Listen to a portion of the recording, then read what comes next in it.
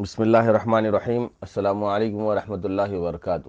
محترم سامعین، بدلتی ہوئی دنیا اور اسلامی فکر کتاب، جس کا ایپیسوڈ نمبر 16 کا عنوان ہندوستانی سماج میں اسلام کی نمائندگی۔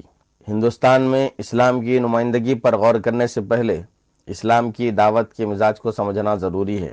بدقسمتی سے کچھ تو تاریخی اسباب سے اور کچھ دوسروں کے اثرات سے اکثر مسلمان اسلام کی دعوت کو صرف زبانی ابلاغ یا پریچنگ کے معنوں میں سمجھنے لگے ہیں۔ اسلام کی دعوت ایک ہماگیر عمل ہے اور ساری زندگی پر محیط ہے۔ تحریک اسلامی نے اول روز سے یہ شعور پیدا کرنے کی کوشش کی ہے کہ دعوت اسلامی کا مطلب قولی اور عملی شہادت ہے۔ اس میں جہاں زباں و بیاں، تقریر و تحریر اور تحقیق و تصنیف کے تمام ممکنہ ذرائع کو استعمال کرتے ہوئے قولی دعوت پیش کرنے کا کام شامل ہے، وہیں یہ بھی ضروری ہے کہ داعی گروہ انفرادی اور اجتماعی حیثیت میں اسلام کا نمونہ اور اس کی عملی تصویر بن جائے اور داعیوں کے عمل اور رویوں سے اسلام سمجھ میں آنے لگے۔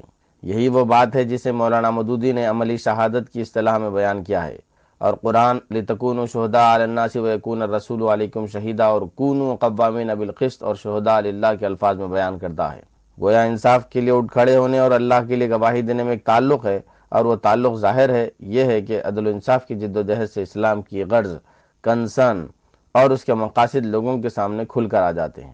مشہور مفکر اور داعی اسماعیل راجی الفاروقی مرحوم ایک اصطلاح، ایک ٹرمینالوجی استعمال کرتے تھے، لائف سٹائل ایوانگیلزم یا دعوت بذریعہ طرز زندگی۔ اس کا مطلب یہ ہے کہ آپ معاشرے میں رہیں، کھائیں پئیں، لوگوں کے ساتھ گھلیں ملیں اور آپ کے طرز زندگی سے لوگوں کو اسلام سمجھ میں آنے لگے، اور اس طرح آپ کا طرز زندگی اسلام کا مبلغ بن جائے۔ ایک اور اصطلاح ہے دعوت بذریعہ سماجی تعلق۔ اس کا مطلب یہ ہے کہ آپ سماج میں ایک فعال زندگی گزاریں، سماج کے مسائل میں اقدامی انداز سے پرو ایکٹیولی حصہ لیں اور اس شمولیت انگیجمنٹ کے دوران اپنے اثرات چھوڑتے جائیں۔ دنیا کی دعوتی تاریخ کے مطالعے سے معلوم ہوتا ہے کہ ساری دنیا میں بالعموم اور ہمارے ملک اور جنوبی و جنوب مشرقی ایشیا میں بالخصوص فروغ اسلام میں ان دونوں طریقوں یعنی دعوت بذریعہ طرز زندگی یعنی کہ لائف سٹائل اور دعوت بذریعہ سماجی فعالیت تھرو سوشل انگیجمنٹ کا بڑا رول رہا ہے۔ صحابہ اکرام کا طرز زندگی، مسلم حکمرانوں کی عدل گرستگی اور مساوات، صوفیہ کی انسان دوستی اور غریب پروری، ساحلی علاقوں کے تاجروں کی ایمانداری اور اخلاق، تاریخی طور پر یہ عوامل فروغ اسلام کے لیے ذمہ دار اور اہم عوامل شامل ہوتے ہیں۔ یہ سارے عوامل طرز زندگی اور سماجی فعالیت ہی سے متعلق ہیں۔ اس کا مطلب یہ نہیں ہے کہ ہم زبانی تبلیغ پریچنگ بالکل بند کر دیں۔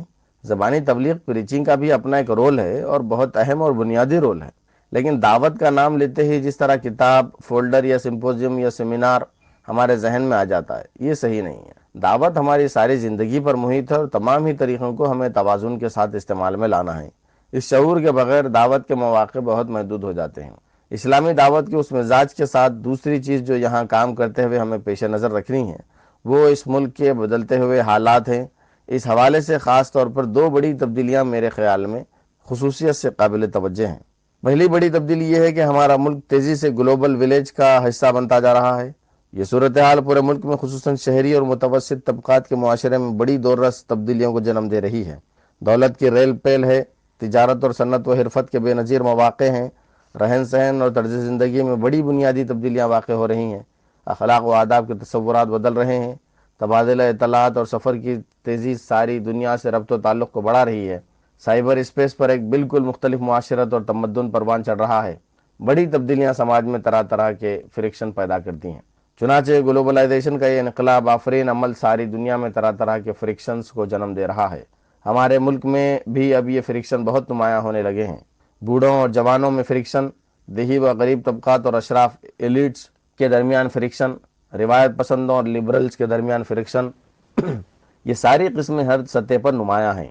طبقاتی کشمکش مہاراشٹر اور بنگال جیسی ریاستوں میں بہت شدت کے ساتھ نمایاں ہیں، جہاں محروم طبقات کی پرتشدد تحریکوں نے بہت سے نئے سوالات پیدا کیے ہیں۔ روایت اور جدت کے درمیان ٹکراؤ ہر بڑے شہر میں نظر آ رہا ہے، جس کا زیادہ واضح اظہار ٹی وی اور اخبارات و رسائل کے مباحث میں ہوتا ہے جن میں طرز زندگی سے متعلق مسائل زیر بحث آتے ہیں۔ ایک جمہوری معاشرے میں سماج کے تمام طبقات کی تسکین سیاسی نظام کی مجبوری ہوتی ہے۔ یہی وجہ ہے کہ گلوبلائزیشن کے باوجود ہمارے ملک میں امریکہ کی ویسی اندھی نقالی ممکن نہیں ہے جیسی بعض اور ممالک میں نظر آتی ہے۔ ایک طرف گلوبلائزیشن کے حد کے معاشی تقاضے ہیں اور دوسری طرف غریب عوام، روایت پسند گروہ وغیرہ کی شکایات اور ان کی امنگیں کچھ مخصوص سیاسی تقاضوں کو جنم دیتی ہیں۔ ان دو متضاد قسموں کے تقاضوں کے درمیان توازن کی، بیلنس کی کوششوں نے نئے اور ذہین بریلینٹ آئیڈیاز کے لیے زبردست میدان، بریڈنگ گراؤنڈ فراہم کیا ہے۔ چنانچہ اس وقت ہمارا ملک اور خاص طور پر کیرلا، آندھرا پردیش جیسی ریاستیں نت نئے تجربات کی لیبارٹریز بن چکی ہیں۔ انٹرنیٹ پر گلوبلائزیشن سرچ کیجئے، سب سے زیادہ لنکس ہندوستان سے یا کم از کم یہاں کے مسائل سے متعلق ریٹرن ہوں گے۔ جب سماج میں نئی بحثیں چھڑتی ہیں اور نئے آئیڈیاز کو قبولیت ملنے لگتی ہے تو یہ صورتحال ایک نظریاتی تحریک کے لیے سنہرے موقع کی حیثیت رکھتی ہے۔ اتھل پھتل کے ماحول ہی میں نئے خیالات کی افزائش ہوتی ہے اور انہیں قبول عام بھی ملتا ہے۔ گلوبلائزیشن کے اس عمل میں روایتی عصبیتوں کو ختم کرنے کی پوری صلاحیت موجود تھی، لیکن بدقسمتی سے اس کے پہلو بپہلو ایک اور بڑی تبدیلی اس ملک میں آئی۔ وہ دوسری تبدیلی دہشت گردی کی لہر ہے۔ دہشت گردی اور اس کے خلاف لڑائی نے ہمارے ملک میں ہندوؤں اور مسلمانوں کے درمیان خلیج کو اور گہرا کر دیا ہے۔ سوچ، پرسیپشنز کا فرق پہلے ہی سے تاریخی طور پر موجود تھا، لیکن اس نئی کیفیت نے دونوں گروہوں کو سوچ کی دو انتہاؤں پر پہنچا دیا، اور میرے خیال میں ہم اس کیفیت سے بہت زیادہ دور نہیں ہیں جسے سوشل سائیکالوجی کی اصطلاح میں رویے کی تفریق، ایٹیٹیوڈ پولرائزیشن کہا جاتا ہے۔ ایٹیٹیوڈ پولرائزیشن یہ ہے کہ دو گروہ متضاد خیالات میں شدت کے اعتبار سے اس کیفیت پر پہنچ جاتے ہیں کہ ہر ایک ہر واقعے کو اپنی سوچ کے اعتبار سے معنی پہنانا، تھیورائز کرنا شروع کرتا ہے۔ ٹھوس شواہد کی بھی اپنے اپنے نقطہ نظر سے تعویل ہونے لگتی ہے اور دونوں گروہوں کے درمیان بامعنی ڈائلاگ ناممکن ہونے لگتا ہے۔ چنانچہ ٹیررزم کے حوالے سے صورتحال یہ ہے کہ ایک طرف غیر مسلموں کی عظیم اکثریت ہے جس کا یہ اعلان ہے کہ ہر مسلمان دہشت گرد نہیں ہے، لیکن ہر دہشت گرد مسلمان ہے۔ Every Muslim is not a terrorist but every terrorist is a Muslim. دوسری طرف مسلمانوں کی عظیم اکثریت ہے جس کا یہ ایمان ہے کہ کوئی مسلمان قصوروار نہیں ہے، سارے واقعات سازش ہیں اور حکومت صرف جھوٹ بول رہی ہے۔ رویے کی تفریق، ایٹیٹیوڈ پولرائزیشن کے ڈائنامکس یہ ہوتے ہیں کہ ہر سائیڈ کی انتہا پسندی دوسرے سائیڈ کی انتہا پسندی کو تقویت دیتی ہے اور اس جھگڑے میں سچائی کہیں غائب ہو جاتی ہے اور کسی کو نظر نہیں آتی۔ یہی کچھ ہمارے ملک میں ہو رہا ہے۔ اس صورتحال نے اس نظریاتی تنگ نظری، انٹلیکچول گھیٹوائزیشن کو تقویت پہنچائی ہے جس کا ہم آزادی کے بعد ہی سے شکار رہے ہیں۔ اس کے نتیجے میں ہمارے اکثر اہل فکر مسائل کو ہمارے مسائل اور ان کے مسائل میں تقسیم کر کے دیکھنے کے عادی رہے ہیں۔ خاص طور پر مسلم تنظیموں اور رہنماؤں نے زیادہ تر مسلم مسائل تک محدود رہنے کی غیر معلنہ پالیسی اختیار کر رکھی ہے۔ ملک کے عام مسائل سے ہماری دلچسپی زیادہ تر سرسری ہی رہی ہے، الا ماشاءاللہ۔ غیر مسلموں سے روز کے تعامل کے باوجود متنازعہ فی مسائل پر ایک غیر مسلم ذہن کو جانبداری، کنفرمیشن بایاس سے اوپر اٹھ کر سمجھنے کی کوشش بہت کم ہوئی ہے۔ اس کا اثر مسلم عوام کی نفسیات، سائیک پر بھی ہے۔ مولانا مودودی نے اس ذہنیت، گھٹو مینٹالٹی کو توڑنے کی بہت طاقتور کوشش کی تھی۔ خطبہ مدراس میں اس کوشش کا مظہر ہے۔ مسلمان اور موجودہ سیاسی کشمکش میں بھی مولانا نے اس بحث کو جگہ جگہ مختلف پیرایوں میں اٹھایا ہے، لیکن آزادی کے بعد مختلف وجوہ سے اس ذہنیت، گھٹو مینٹالٹی کو تقویت ہی ملتے رہی، اور خصوصاً دیندار مسلمانوں کی ملک کے مین اسٹریم کے لیے خدمت، آرٹ اور فنون لطیفہ اور سیاست و تجارت میں ملک کی غیر معمولی خدمات بھی انجام دی ہیں۔